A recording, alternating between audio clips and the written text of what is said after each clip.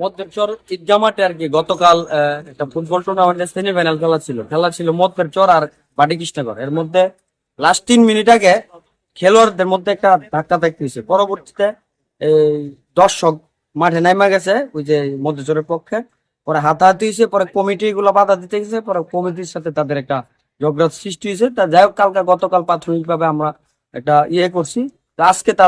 আজকেও ইউনিয়নের বিএনপি নেতৃবৃন্দ নিয়ে আসছি আমি শেষ করার জন্য।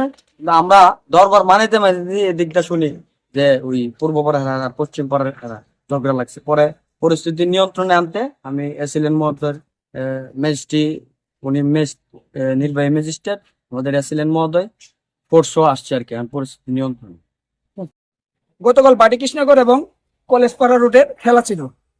তারপর কলেজপাড়া রোডে একটা গোল দিছে। তারপর আবার বাটি কৃষ্ণগড় সাথে 2 মিনিটের ভিতরে 2টা গোল হয়েছে। গোল হওয়ার পরে বাটি কৃষ্ণগড়ের প্লেয়ারে মধ্যচর কলেজ রোডের প্লেয়ারে একটা ফাইট মারতে গেছিল। ফাইট মারার কারণে তারপরে কলেজ রোডের সারা ভিতরে ঢুকে গেছিল।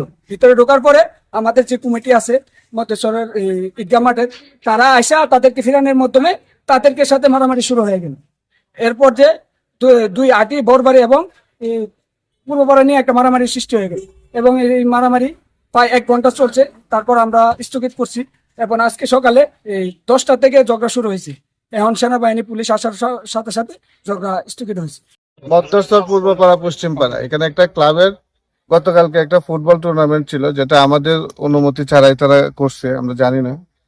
তো এখানে এক ছোটখাটো তুচ্ছ বিষয় নিয়ে ঝগড়াঝাটি হইলে আমরা আসার পরে এটা থাইমে যায়। আজকে সকালে এইটা নিয়ে 2 গ্রামবাসী দরবার ছিল। এই দরবারের মধ্যে আবার মারামারি হয়।